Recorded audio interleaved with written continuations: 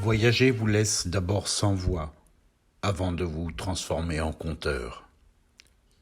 Ibn Battuta, 1304-1368.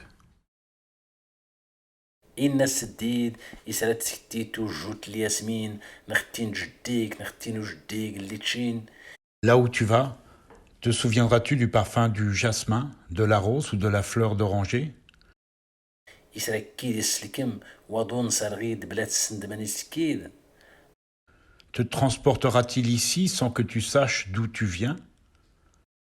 راد دياسي الشرقي أملال نزروف نسقايان يضنين البحر أفاد الراكيا وستي تكتيد إقادة غمات يد أفياني للي زون دي مزورة.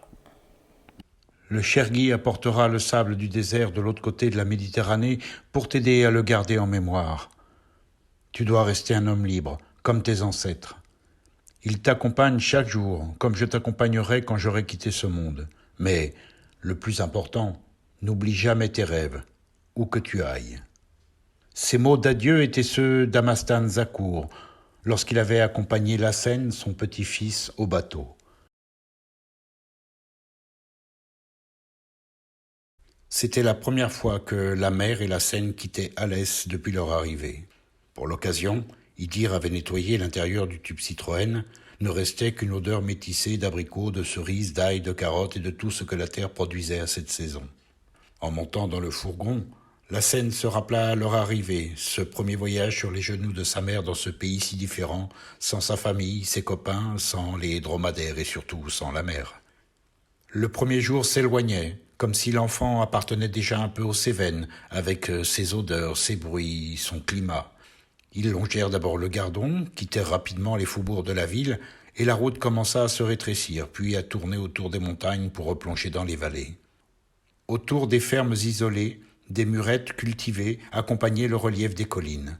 Kella lui expliqua que chez eux aussi les hommes les avaient érigés en remontant la terre à la main et les avaient stabilisés en construisant des murs de soutènement avec les pierres de la montagne. Devant la régularité et l'alignement des constructions, la Seine dit que ce devaient être des géants qui les avaient bâtis pour monter au sommet des collines. Elle lui montra du doigt les escaliers insérés dans les murettes. « Tu vois, les géants n'ont pas oublié les hommes. Ils en ont fait des petits pour qu'ils puissent monter et descendre aussi, d'une murette à l'autre. » Autour s'étalaient des forêts de chênes verts, puis de châtaigniers. Au fond des vallées coulaient des rivières aux eaux transparentes.